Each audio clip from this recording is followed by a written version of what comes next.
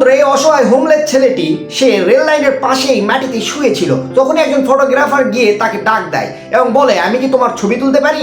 সে হ্যাঁ বলে দেয়। আর এই ফটোগ্রাফারটি কিন্তু কোনো সাধারণ ফটোগ্রাফার ছিল না, সে হচ্ছে একজন নামকরা ডাইরেক্টর।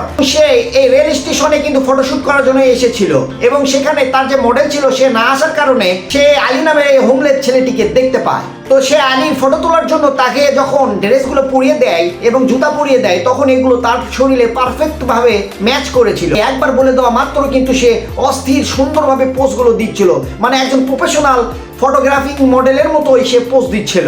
তো ছবি তোলা হয়ে গেলে আলীকে কিছু টাকা দিয়ে তাকে বিদায় করে দেওয়া হয় এবং এই ছবিগুলো যখন সোশ্যাল মিডিয়ায় আপলোড করা হয় প্রচন্ড পরিমাণে ভাইরাল হয়। আর এই ছবিগুলো ভাইরাল হওয়ার পরে কিন্তু বড় বড় মাল্টি ন্যাশনাল কোম্পানিগুলো আলীর সঙ্গে চুক্তি করতে চায় এবং পরবর্তীতে চুক্তি করে। আর আলী মডেলিংকে কিন্তু তার প্রফেশন হিসেবে নেয়। তো এই ফটোগ্রাফারটির কারণে কিন্তু রাস্তায় পড়ে থাকে আলী এখন ইন্টারন্যাশনাল একজন মডেল। তো বন্ধুরা, সাবস্ক্রাইব বা ফলো করার কথা মনে করে দিলাম। যদি ভিডিওটি ভালো লাগে থাকে তাহলে অবশ্যই সাবস্ক্রাইব বা ফলো করে পাশে থাকবেন। And thank you so much for watching this video until the and.